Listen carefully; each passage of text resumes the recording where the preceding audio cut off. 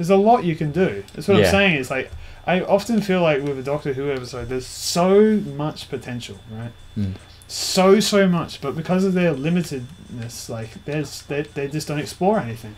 My idea is like take a really good idea for a Doctor Who episode and just expand that out and do everything you can with it. You know what I mean? Yeah.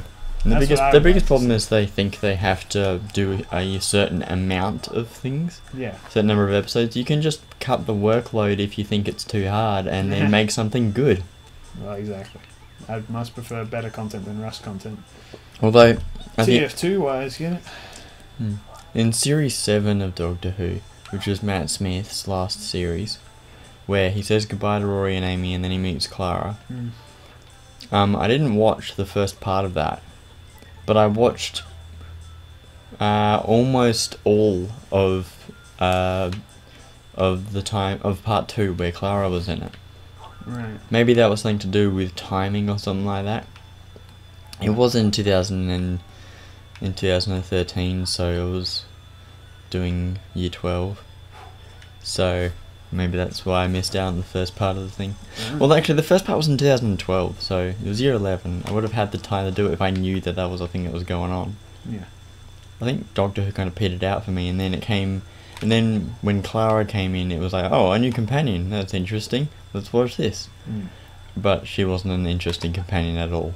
I'm one of those people where it's those are one of those, like, one of my 3 shows, maybe one of 2 actually, where I watch it, like, as it comes out. The other one being Steven Universe, which is a show I get very annoyed at with when people spoil it. It's very difficult to avoid it, and admittedly, it's kind of my fault. I follow a lot of like blogs and stuff which are Steven Universe. Oh, why am I do that? Yeah. Related, One of the worst things I found was that...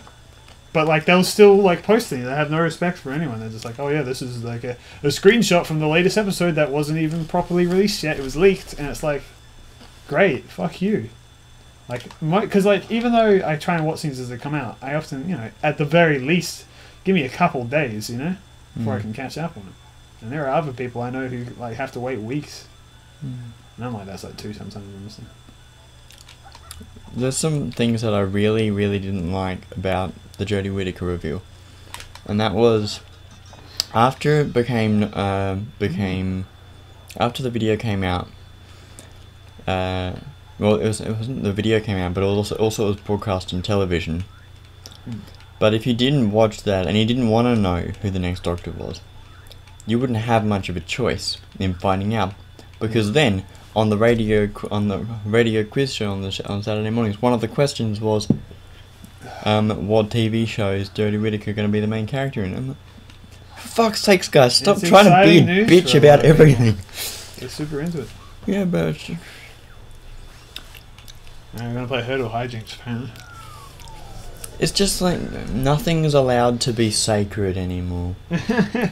With the internet, no, it's not. But also, television and radio cater to internet. Internet has become what the extra things revolve around. I'm sure newspapers do the same thing. Yeah, probably. So what's the point in having all these these extra things which were created before the internet, and yet they're just... The internet has become such an important source of information that anything else is just not as important. What the fuck? Oh. My main problem is that someone I know didn't want to know who the next Doctor was.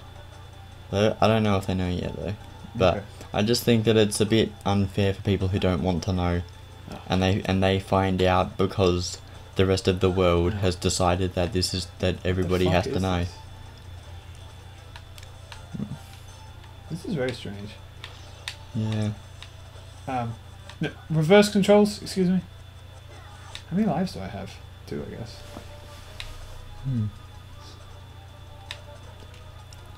Can't hit them. I can't hit the enemies. Oh my god. This is like annoying.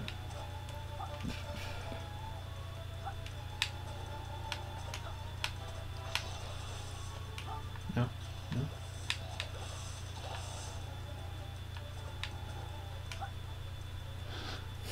I don't even care about getting any of the items.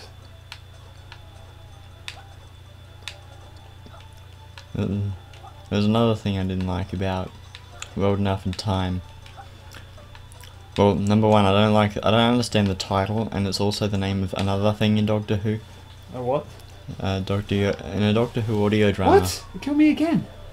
There's a lot of things called World Enough in Time, but is there one of them that the title's relevant to? Okay. I mean, what the hell does World Enough in Time mean? I don't know. Dude, I haven't even made the... Writing names can be, like, real hard. But if It took me a year to make Fundrake's name, and I still haven't gotten the name of the first, like, part of Cass, first chapter. I'm still thinking of that. So sometimes when you got a deadline, you got to rush it. You just got to make a thing that's like, oh, I don't know. I'm just not going to roll and just play, I guess. Not fucking know. I didn't make this shit. I didn't understand the controls at first, admittedly, so I think I've got it down there. Am I trying to get to the end? Am I trying to get to a high score? But there was this at the start of World Enough in Time. Spoiler alert. There is this bit where Missy says, "These are my two sidekicks, exposition and comic relief." And I'm like, don't say that, because it is a little bit true. That's the like, point. Yeah, but it's also like, Stephen Moffat, you can't joke about that. You're not an expert in character development. Probably thinks he is. Yeah, he thinks he's fucking space Jesus. Well, the problem with that is, right, he's got what I call George Lucas syndrome. Where he thinks he's the best at everything because he Not made one thing necessarily. good. Yeah, kind of. Where, like, I think with George Lucas, he, like, don't get me wrong, by the way, I fucking love Star Wars, alright? And I love all of Star Wars. Fuck. Okay. This is, like, hard. But George Lucas, it is my firm belief that he, with the first... No. Are you kidding me?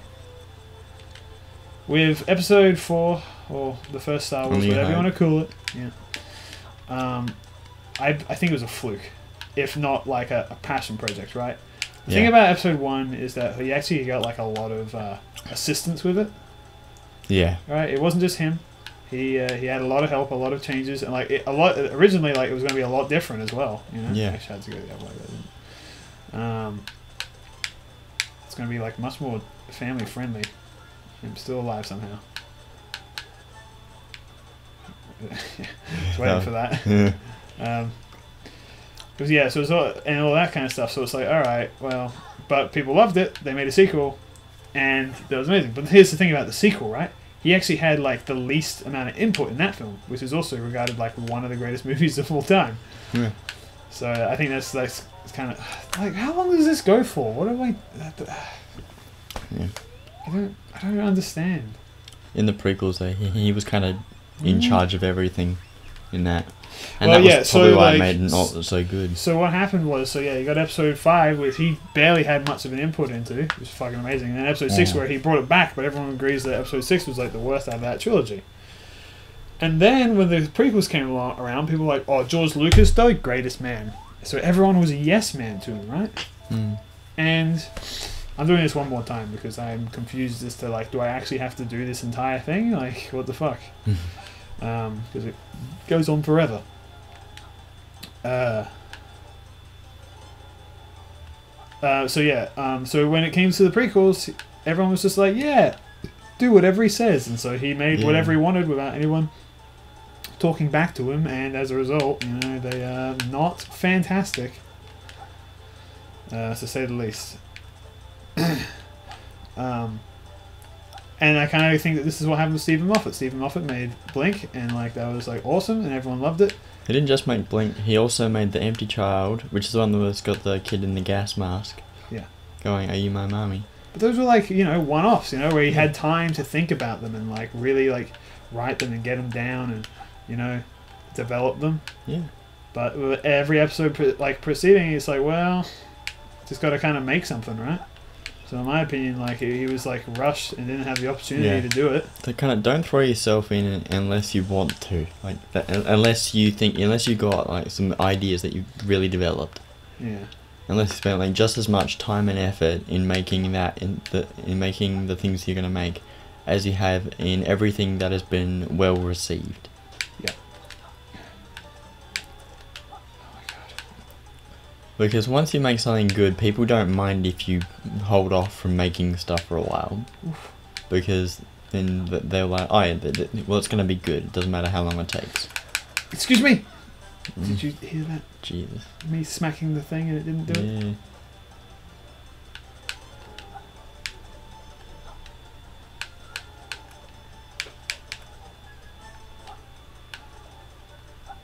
How long does this go for? I'm looking up and it's going infinitely. Yeah. What the fuck? Like, I'm supposed to... Where am I? It's really lagging. The frame rate shows good, but it's still lagging somehow. It still feels like. What? The frame rate's good. It just keeps going forever. I don't understand. And what am I doing wrong? It's wrecked you. It's terrible. Oh no, friends run out of lives, but no other set is free to try again.